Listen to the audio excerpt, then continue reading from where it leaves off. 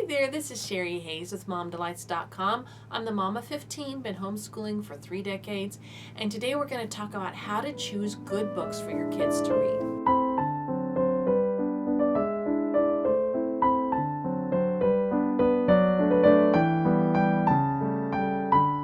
Okay, so when we're talking about good books, okay, I'm a believer in Christ. I am a citizen of heaven. I want my children to have the mindset that even though we are on this world, we are making pilgrimage. We are making pilgrimage to the city of God, just like in Pilgrim's Progress. And so with that in mind, what should we even be concerned about what we're reading? Should we be concerned about how our reading affects us? And I think this is such a vital question for homeschoolers because we're in charge of our kids' whole education. We're talking about from the time they're little to the time that they leave us or the time they come from under our tutelage. How do we know what we're giving them is what they need or won't put them in a bad place? And the reason that I'm addressing this is because I have people asking me like, so there are all these lists of different books that I can read to my kids or have them read. How do I know which ones are the good ones? Just because someone recommended it, is it good? We've got free book lists available to us, the Robinson list, Ambleside online. And then we have, like Sunlight curriculum, all My Father's World curriculum. We have all these, and they have all these recommended reading lists. We have friends that have recommended things to us. So how do we know which ones are good? Should we just let our kids read anything they want and then let the chips fall where they may, etc. and so forth?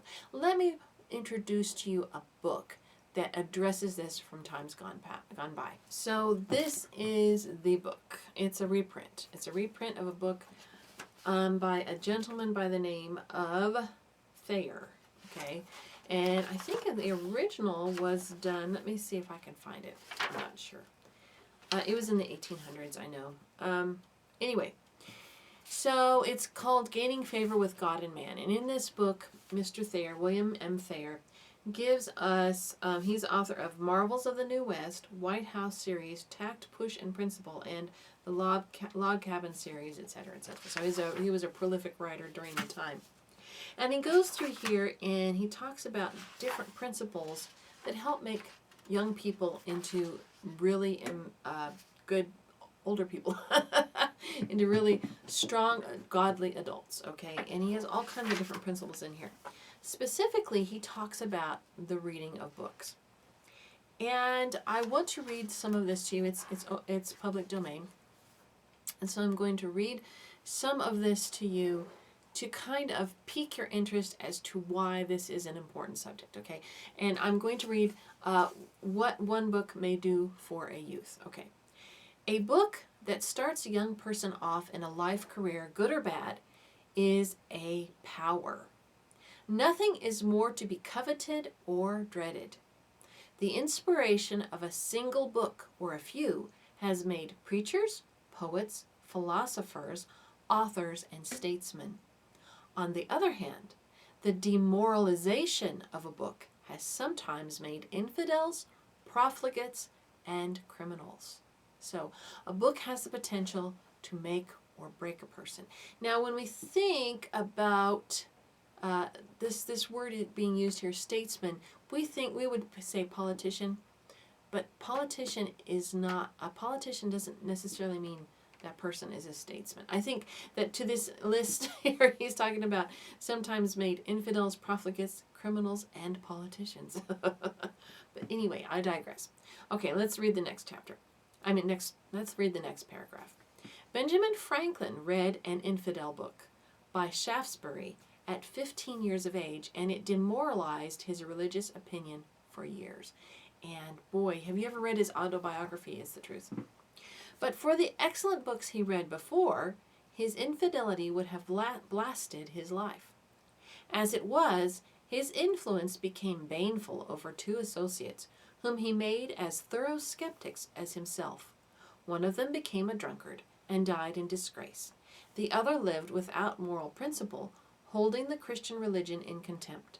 In ripe manhood, the good lessons of his boyhood in a Christian home asserted themselves, and Franklin confessed his grave mistake and became a defender of Christianity.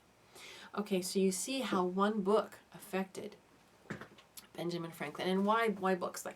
Okay, so a book goes more into your soul than just watching a movie. Now, a movie can move your emotions, and it can inspire you or depress you or make you frightened, but it doesn't really work on your mental facilities like a book can. Reading a book, it causes your brain to have to take in ideas and actually think about them and put them in place. That's why reading aloud to a person or reading an actual book is more effective in affecting what you think about something than a movie or a song or whatever. Those will deal with emotions, and they can bolster what a person feels. Or if you don't have any other input, it can make a difference. But books and the written word are just so much more effective. That's why God put his word in words.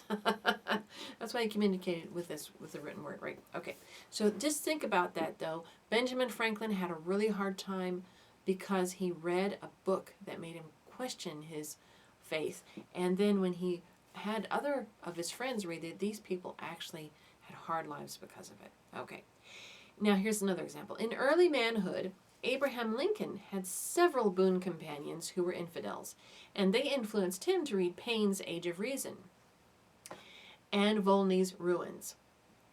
So Age of Reason and Ruins were two books that were being circulated at the time. The reading of these two books caused him to doubt the truth of the Bible, so that for a time he was at one with his companions in their hostility to religion. Yeah, that's Abraham Lincoln.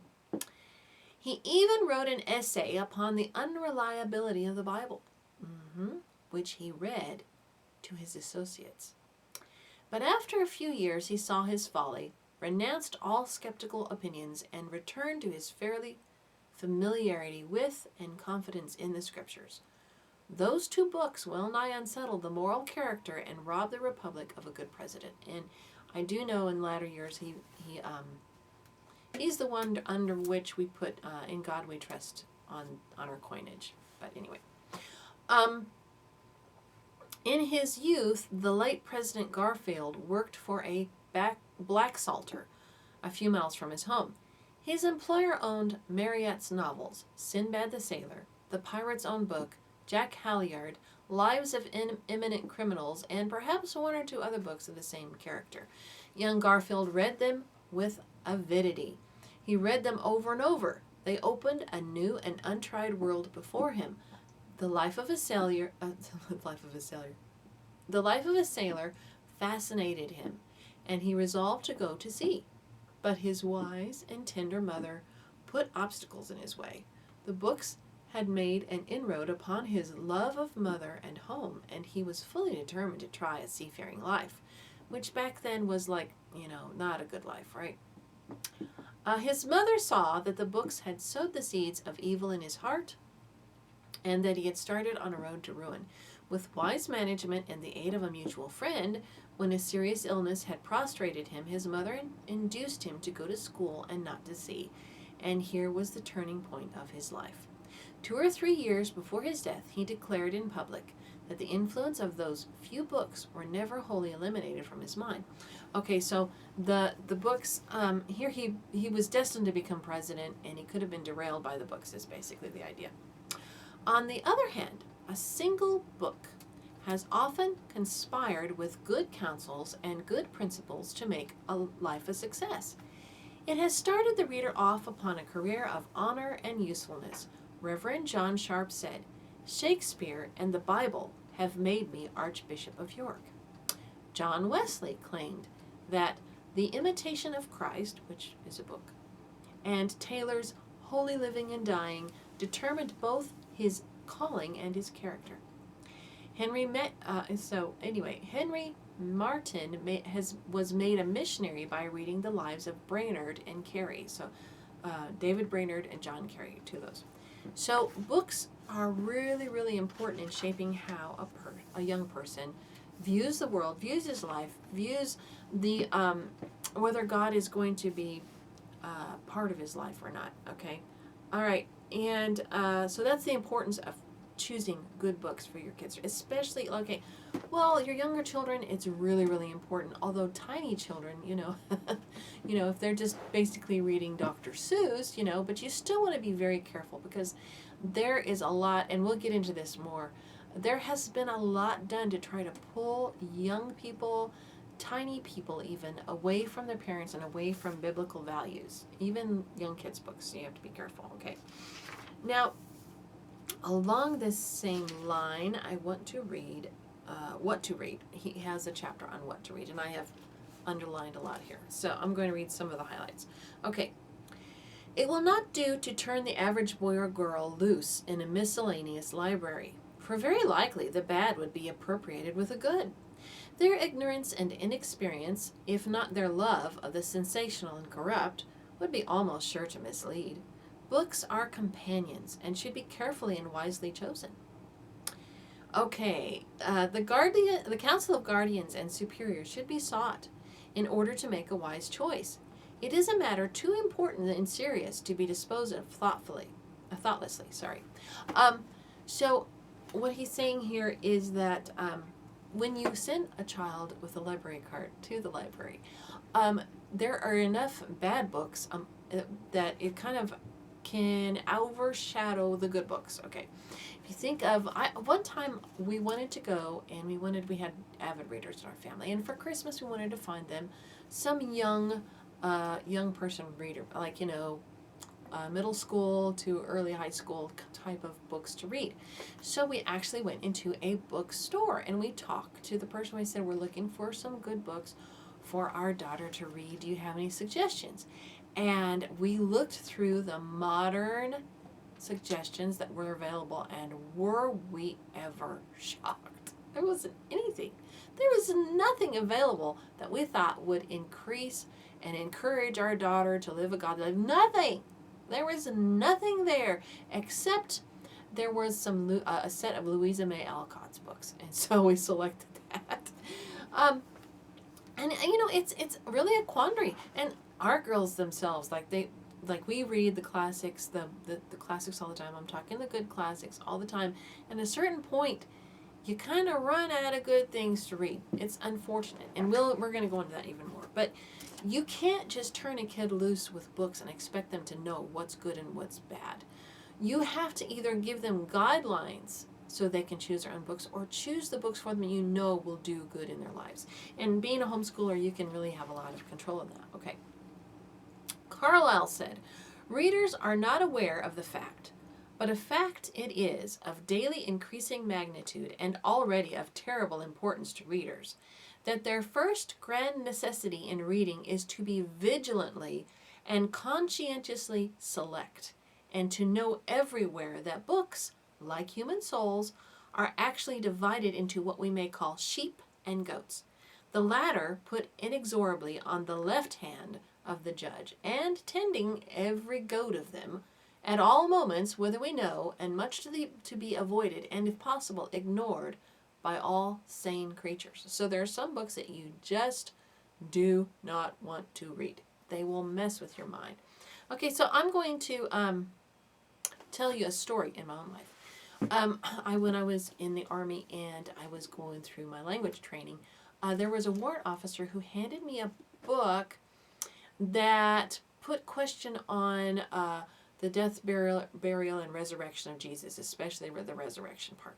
And it was a modern writer, and he went through and he talked about, how modern Christianity was like taking away the significance of Jesus just as a human being, and that's why, and it was just on and on. And I looked at the back, and I think I may have perused a few pages in the middle. And what he did is he handed me this book, and he said, listen, you should, I know you're a Christian and everything, but, you should explore different ideas too. You're a smart person. You don't have to be just stuck with one idea. You can explore their ideas, and you should read this book, and this book just puts questions there, and if you don't agree with it, it'll just strengthen your faith, right? And so the idea that he was appealing to my pride and my ego, that, I could handle it because I was a strong Christian and so on and so forth. And so he handed me this book, and I brought the book home, and it sat, and it sat, and it sat. And I would look at it, and I would think, I have an obligation. This person loaned me this book. I'm supposed to look at this book. And I'd pick it up and I'd put it back down again. And I did it over and over again. And finally, I just said, you know what? I don't have to read this book. I don't want to read this book. So I brought it back, and I gave it to him. And he said, oh, well, you didn't even read it, did you? I said, nope. And he was higher ranking. He was a warrant officer. And I was just a little private. And it could have been intimidating that he was superior in rank to me and he was telling me to read the book. But it doesn't matter to me because I belong to Jesus. I don't belong to any human being or any organization or anything. I serve the Lord first above all. So I am so glad I never read that book. And it's okay. We don't have to do that. You don't have to fill your mind with mush and think, well, see, I know that Jesus is right because I explored everything else. Well, some people have done that, and that's okay. That's their testimony. But if you found the truth, why do you have to mishmash it with everything else? You don't. Now, I have books. I have the 10 books that screwed up the world, and thankfully, Dr. Weicker has gone through and summarized those books for me, so I don't have to. And he's a very firm-minded person, and he loves the Lord, and so I can do stuff like that. I'm not afraid to take ideas and marry them with the Bible. But like I said, when you're reading the direct words of someone who is purposely trying to convince you of something, either God has had to put you in that position on purpose, or, you can take it in little niblets and make sure that you have doses and doses of prayer and the word and other things alongside it. Sometimes we need to do that. God will ask us to do that. But pretty much, if you've got the truth, you don't need to dibble-dabble in other things if you've already found the truth. Okay, so anyway, just an experience from my real life and something to share with young people. You don't have to do it. Don't let people appeal to your ego, to needing to feel like, yeah, I'm strong, I can handle it kind of thing. Because, pride cometh before a fall. And a haughty spirit comes before a fall, and a pride before destruction, or something like that. That's Proverbs. Okay, anyway, here's some more. Henry Ward Beecher wrote, books are the windows through which the soul looks out. A home without good books is like a room without windows. No man has a right to bring up his children without surrounding them with books if he has the means to buy them. It is a wrong to his family. He cheats them. Children learn to read by being in the presence of books. The love of knowledge comes with reading and grows upon it, and the love of knowledge in a young mind is almost a warrant against the inferior excitement of passions and vices. Okay, here's something else. Thousands of them, let's see, this is, I guess this is from the same quote, and he goes on to say, thousands of them are wretched stuff that young or old should never read. But there are 1,000 times more good books, which are food for the mind, than the greatest reader can peruse in his lifetime. Is it a small matter to select the few he can read from the great multitude he has no time to examine? To select 25 or 50 books from the 5,000 produced in our land last year is not an easy task. It is more difficult still to choose them from a library of 200,000 or 300,000 volumes. Here is an opportunity to exercise judgment, wise discrimination, and criticism, supplemented by all the good advice parents, guardians, and other friends can bestow. Under these circumstances, the choice of books is not easy, but is one of the most important and difficult duties imposed upon the young or old. Yet it must be done, or reading will prove a curse. Now, that's important too. Allison says of Marie Antoinette, she had little education, read hardly anything but novels and romances, and had a fixed aversion during her prosperous days to every species of business or serious employment. All girls, and boys too, who read hardly anything but novels and romances will possess little education, and the longer they read, the less they will know. So that's something else. Okay, so that's what we can glean from here. So you can see where reading good books and choosing those books that are good are very important. Now I want to enlighten you. This was written in the 1800s, right? What happened in our modern day that moved us so far from this good stuff to where we are now? And how do we know? How do we discriminate? So I'm going to give you some information that may help. Just a minute. So I'm going to be referring now to this pamphlet. It's done by Maranatha Publications. I got this. It's like printed in 1985. But when you read it, you'll go, whoa, are you sure they couldn't see the future? So this is called War of the Words. And I'm going to read a little excerpt from here for discussion.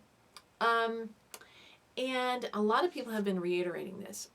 Right now, I'm also reading a book called Live Not by Lies. It's a current book. It's written by a gentleman named Thayer, and you can find videos on YouTube about the content of this book. And it's basically, how did people during the time of the Soviet Union, under the totalitarianism of the Soviet Union, how did they overcome the constant barrage of propaganda, education, everything, in order so that they had to navigate through that that culture without letting it get in on the inside.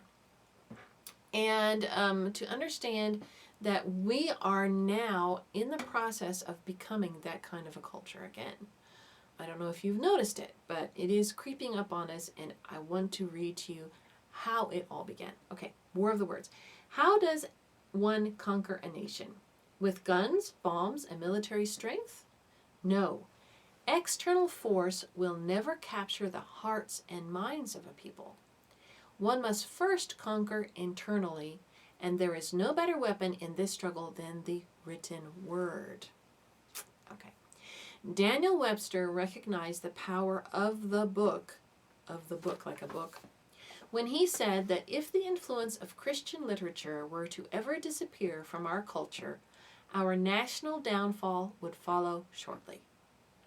Words have power that no army can wield, just as, quote, the power of life and death are in the tongue, unquote, and that is in the Bible.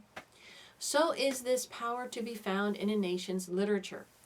It has the power to build character and promote godliness, or to sow the very seeds of immorality and governmental tyranny.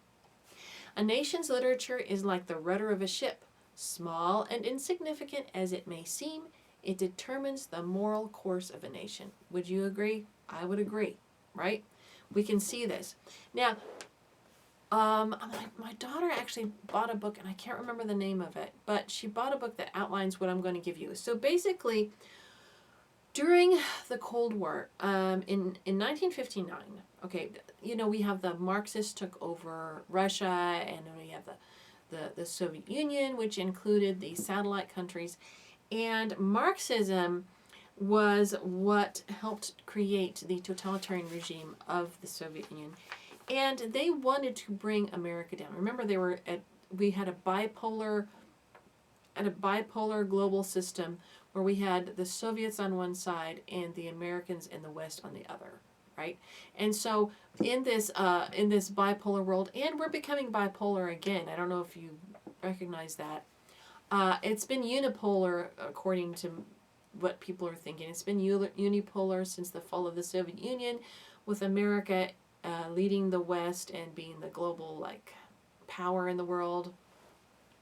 But things are changing. But anyway, in 1959, Dr. Clarence Skousen, a former assistant director of the FBI, published a shocking list of communist goals which outlined the Soviet plan to put in place a strategy of patient gradualism. So what they wanted to do is they wanted to patiently, gradually move us from those things that made us strong as a nation. Our Judeo-Christian ethic, strong families, all these types of things, a strong work ethic. They wanted to slowly move us away from that. And how did they do it? Well, there was part of their strategy. And this has been all over the internet. It's been all over social media. But this is just a really short summarization of it. Okay. One of the principles was to get control of the schools, use them as transmission belts for socialism and current communist propaganda, soften the curriculum, get control of teachers' associations, put the party line in textbooks. Okay, this is from 1959, and this is written in 1985. Okay, just keep it in mind. One of the others is gain control of all student newspapers, on campus and stuff. Another one was infiltrate the press, get control of book review assignments, editorial writing, policy making positions in the media. Okay. And this is the written media that they're talking about here. Gain control of key positions in radio, TV, and motion pictures, which we know. And I've just been doing a deep dive. If you want to watch someone who knows about what's happened in Hollywood, Thayer is a person you want to listen to. But anyway, another one is break down cultural standards of morality by promoting pornography and obscenity in books, magazines, motion pictures, radio, and TV. And of course, now we have the internet. So I'll read this last paragraph. A noted communist leader once admitted that America would never be forced under the domain of the red flag.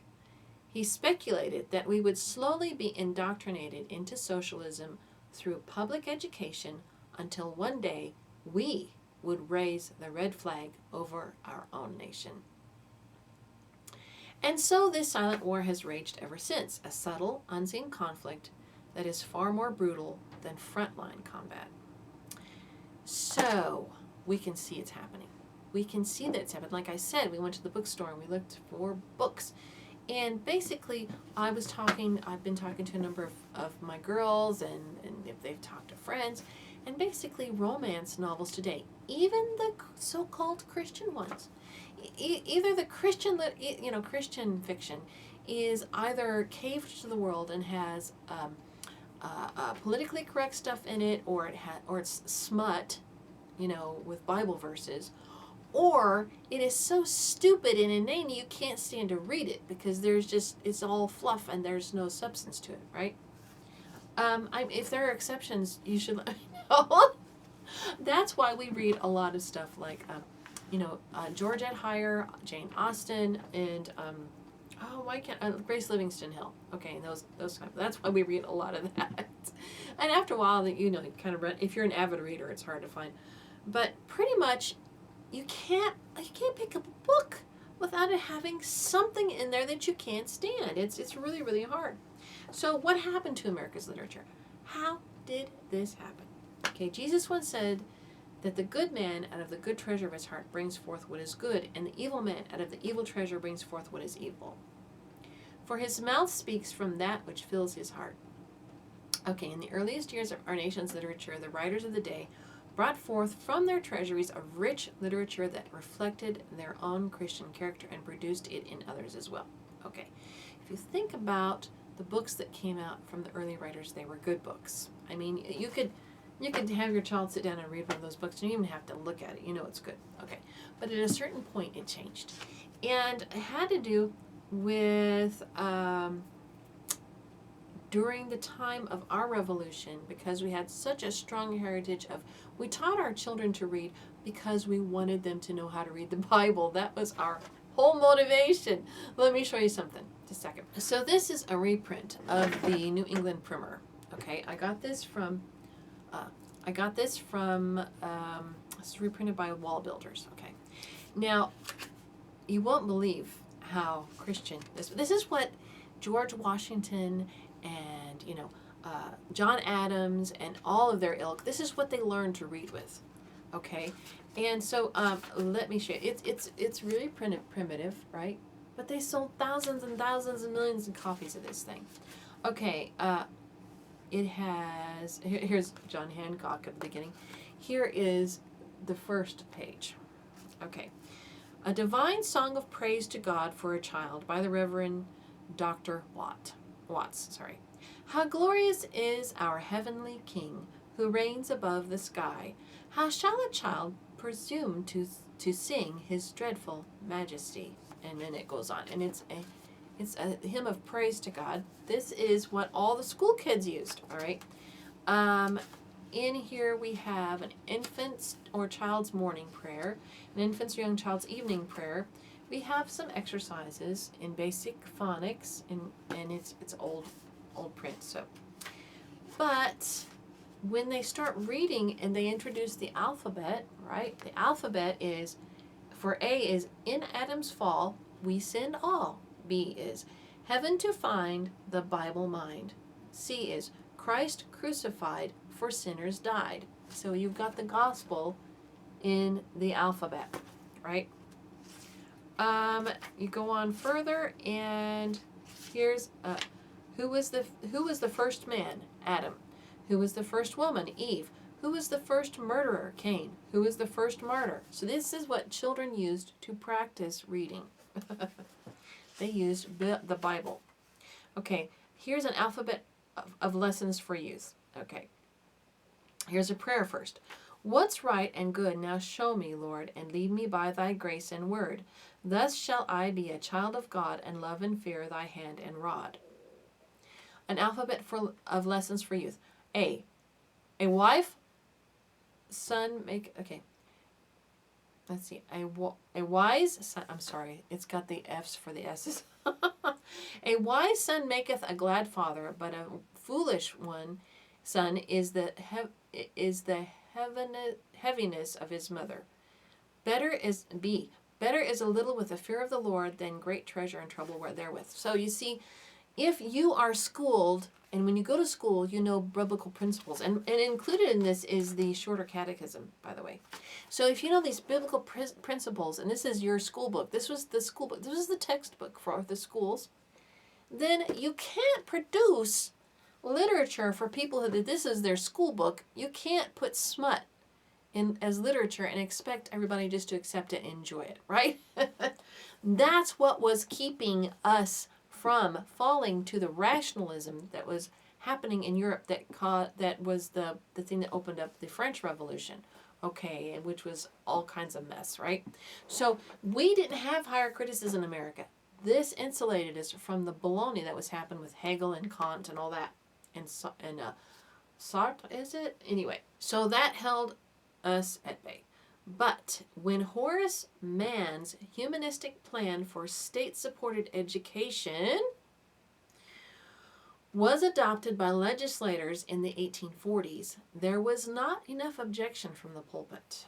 Consequently, the classroom became the vulnerable Achilles heel for an assault on America that would be so gradual that few would even notice, and the book was to be the greatest weapon in this attack.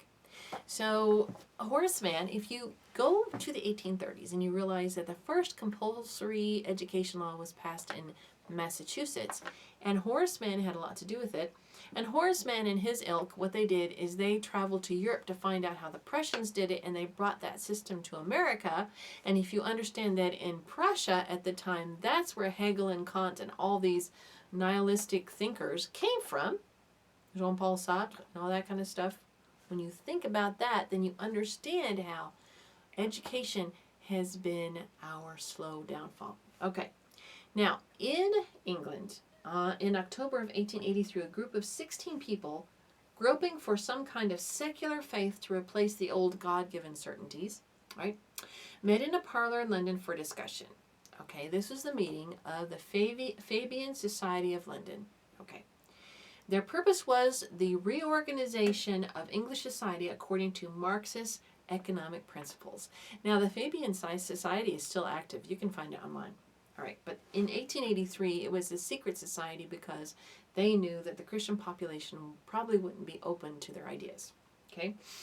Now, in that room at their first gathering, there were such people as Edward Carpenter, who was the poet laureate of British socialism, Havelock Ellis, the philosopher of free love and forthright sexual discussion, and George Bernard Shaw, who later became one of the world's most famous playwrights. I don't know if you've ever heard of George Bernard Shaw. Unless you've been to college or studied that, you probably wouldn't know who he was. So I will let you know who he was. Okay, I will read about this. Okay, George Bernard Shaw lived from 1856 to 1950, and he read the work of Karl Marx, and he turned his thoughts to socialism. Now, he was a leader in the Fabian Socialist Society in London, and he wrote tracts like The Intelligent Woman's Guide to Socialism and Capitalism. Okay, so he was directly creating propaganda to convince the Brits to become socialists. Okay. His plays are read today in high school and college. We had to read. He did a rendition of Cyrano de Bergerac, and he also did one about what's her name? Joan of Arc. He also did Joan of Arc. And so when I was in high school, I was doing college prep, and they had us read those two plays. So and he had kind of a wit about him that, I mean, his sarcasm and his wit made those kind of subjects kind of fun to read. So he was a good playwright, all right? But we don't realize that he was trying to use his writing to convince people slowly to start accepting socialist ideas. Okay. Shaw depicts characters who live in defiance to accepted traditions. See, Joan of Arc, Cyrano de Bergerac. In plays like The Man and Superman in 1903 and Back to Methuselah in 1921, he promoted evolutionary philosophy. Interesting. In 1909, an investigation by the Joint Select Committee on Stage Censorship declared all of his plays to be conscientiously immoral. And see, by the time I was in high school reading it, I didn't even notice that. That's how far we've come. Okay, back then they could see it blatantly. Today we don't even see it at all. Sad. But he continued to write plays, gained an international audience, and won the Nobel Prize for Literature in 1925. Before his death, Shaw asked that his ashes be sprinkled on his home at Ayo St. Lawrence to make the soil of England more fertile for the growth of socialism. Yes, this guy was into it. Okay. Now, the Fabians, it said, the whole idea, they gained their name from the Roman general and dictator Quintus Fabius Maximus, the delayer, quote-unquote, who supposedly defeated Hannibal by employing slow and gradual delay tactics. By employing slow and gradual delay tactics in his warfare. Okay. The Fabian socialists saw the need for similar delay tactics in their plans to overthrow capitalism and create a socialist state. They felt that they could only take over England if they gradually indoctrinated the culture through socialist propaganda. Literature then was of particular importance to the Fabians. It was to be the tool that would bring a new world order. Have you ever heard that before? New world order. And it would also endow social revolution with an aura of respectability. So you convince the avant-garde that this is the new way. This is the new way to think. This is a new way. And it's so sophisticated and so on and so forth. Now, another person in this group was H.G. Wells. He was another writer during this time. And another one was Ralph Waldo Emerson. I mean, who would have thought, right? Let's see. I'm going to read to you something about H.G. Wells. Let's see. Let me read. He published his Outline of History in 1920. The book sold 2 million copies, and in it he expounded further on his own versions of socialism and internationalism. He entered politics in 1922 as a candidate for Parliament on the Labour Party ticket, but was defeated. He is said to have daring recommendations about sexual freedom and was a major influence on Margaret Sanger, founder of America's Planned Parenthood organization. So, abortion and Planned Parenthood were also part of this gradual decay. Okay. H.G. Wells was part of the Fabian Society. They were working for permeation with their own socialistic gospel, it says here. Okay, Ralph Waldo Emerson, which he was originally trained to be a Unitarian minister. Okay, but he read a book. He was influenced by the German philosopher George Hegel, a theological philosopher who denied the deity of Christ. Okay. His first book, Nature, was fully supportive of Darwin's idea of evolution, even though Origin of Species was not to be published for many years.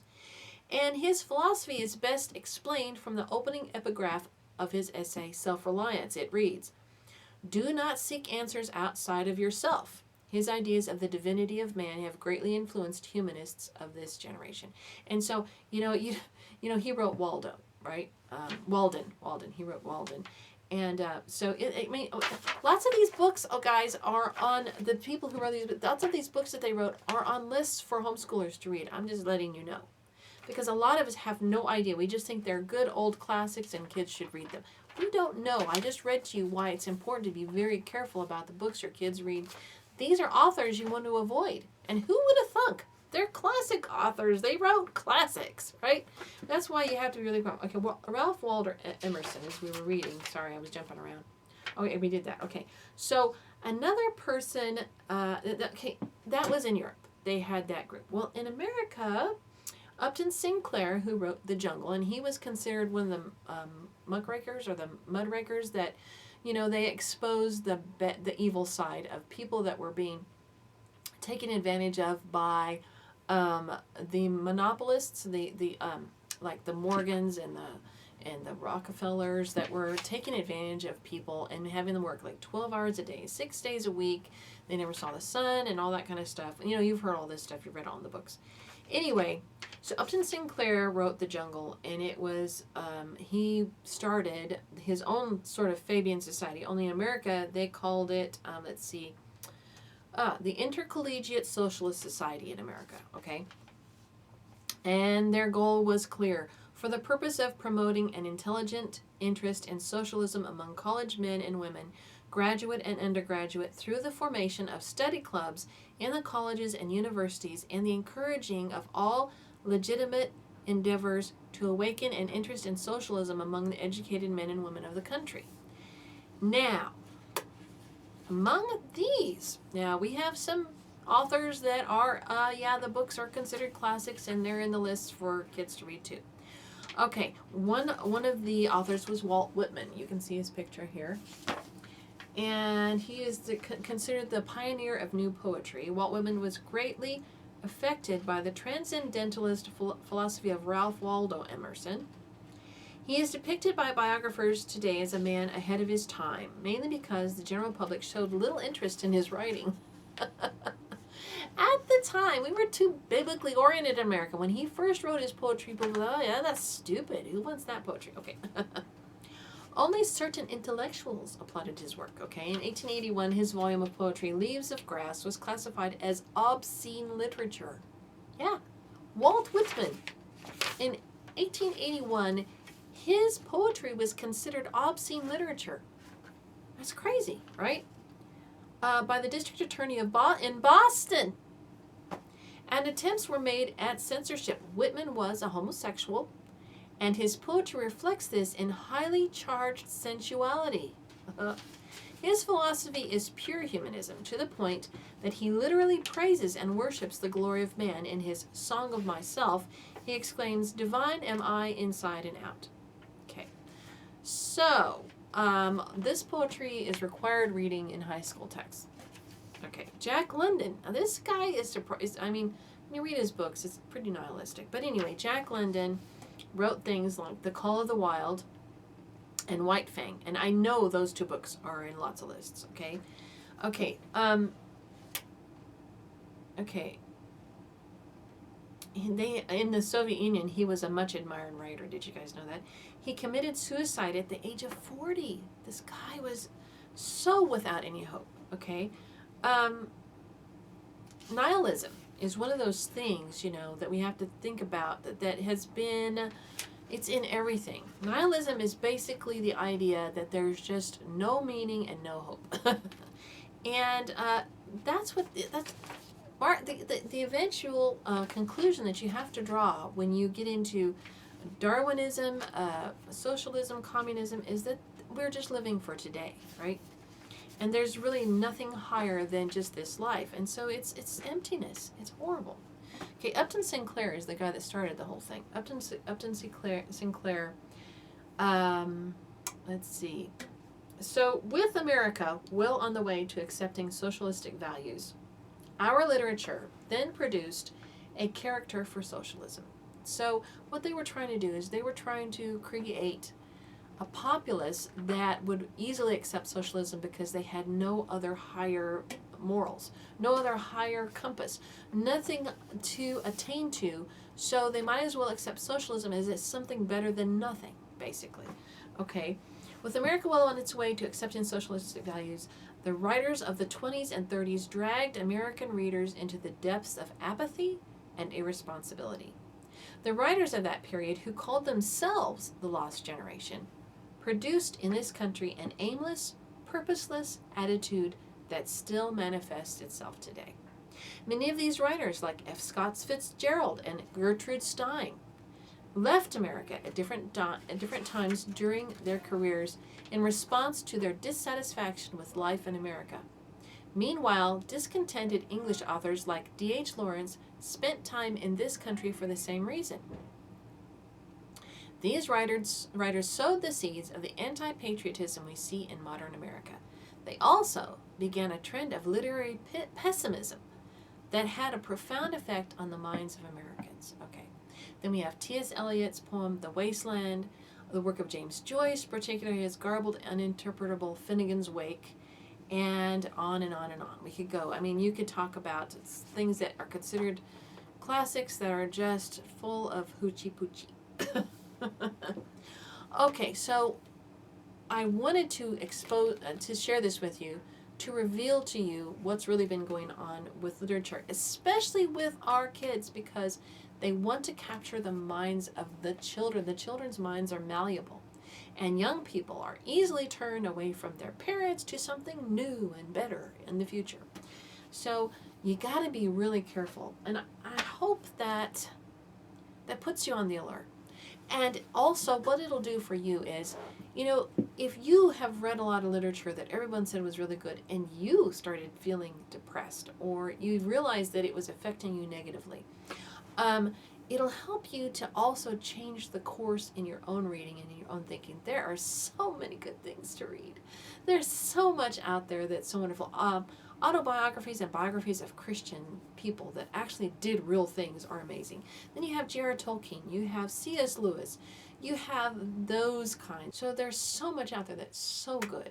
But if your child has to read something for a course or a class or something that, if they don't, just make sure that you're doing it through the right lens, and give them alternatives and give them analysis of it that will help them make sense of it in light of their Christian faith. I'm just saying this is so very vitally important, and I hope you get this. I hope this really helps you to give some really concrete reasons, and when you're talking to your own young people, and I'm talking about this 10 or 11 on up throughout, that you share some of these principles with them. Actually, the fastest way to get there is through Philippians 4:8. Let me read it to you. So I have Philippians 4:8. I've written it in my Bible journal, and I have the highlights on the actual words there. It helps me remember. So Philippians 4:8, this is in New King James. Finally, brethren, whatever things are true, whatever things are noble, whatever things are just, whatever things are pure, whatever things are lovely, whatever things are of good report, if there is any virtue, and if there is anything praiseworthy, meditate on these things. Now, that doesn't mean that you have to go through a fluff marshmallow world. Things that are true are not always easy to take. Things that are true aren't always like airbrushed, and they don't always look like, cotton candy, all right? But they have to be true, right? It's true that there's a devil that's trying to steal, kill, and destroy. That's true. It's not positive, but it's true, isn't it? Things that are noble. Sometimes people have to be willing to die, have to be willing to sacrifice their lives in order to stand for the truth. That's noble, isn't it? But it's not pretty. Okay, whatsoever is just. Sometimes when you have to be just, that means it has to be an eye for an eye and a tooth for a tooth when you're standing as a judge and you say, okay, well, you murdered this person. It was premeditated. Therefore, your life must be taken. It's demanded. Okay? That's not pretty, but it's just. And it's still worthy of our thought. So whatever is pure. In other words, you don't have to put this smutty baloney in there in order to have a good story. Have you ever watched that wonderful movie or read that wonderful book, and all of a sudden they'll just put something like a naked person in the middle of it, or some scene in there. It's not even necessary to the whole story. You know what? You don't have to read that, and you don't have to watch that. Whatever is lovely means you can love it, right? You can love it because it's good, it's pure, it's wonderful. Whatever is of good report. Yes, sure, there was horrible stuff happening, but something good came out of it. Now, as long as what you're watching doesn't concentrate on the evil, you're good. If there is any virtue, if anything is praiseworthy, think on these things. That's what you can give your kids to say, you want to know what's good to read? Use this as your guideline as to what's worthy of your time. Remember, we talked about before, last time we talked about return on investment. You only have 24 hours in a day. If you're going to take 4 hours or 6 hours to read a novel, what kind of return are you going to get on that investment in time, right? So let's say that you get caught up in a novel and it's kind of, but you want to get to the end because you want to find out what's going to happen next. You want to find out what the resolution is, right? But you're being drugged through the dirt and the filth in order to get there. Is that a good investment of your 3 or 4 hours of your 24-hour day to go ahead and read through that in order just to find out who done it or something? Don't we want to take, if I'm going to spend 3 or 4 hours on a book, I guarantee you I'm going to read something that's going to do something positive in my life or the lives of the ones I love, right? Not all books are created equal like that. So you have to be careful. Anyway, I know you get it, right? But I hope this blesses you. I will try to link below some of these resources I've shared. Live Not by Lies. This book is not in print anymore. My daughter had to search and search to get her own copy, and then she paid a lot of money for it. So, but this guy has written other public domain books that you can find on like Google Books and stuff like that. But it's worth looking up. It's worth purchasing if you can find one. And also this resource, this primer is pretty easy to get a hold of. And this resource, I'll try to put links below. And I hope that you'll do more research on your own and, hey, teach me some stuff. I'm sure you guys, some of you even know more about this than I do. So go ahead and share it with me. God bless you. God bless you. God bless you. In the name of Jesus, have a wonderful day. Please like and subscribe. Bye-bye.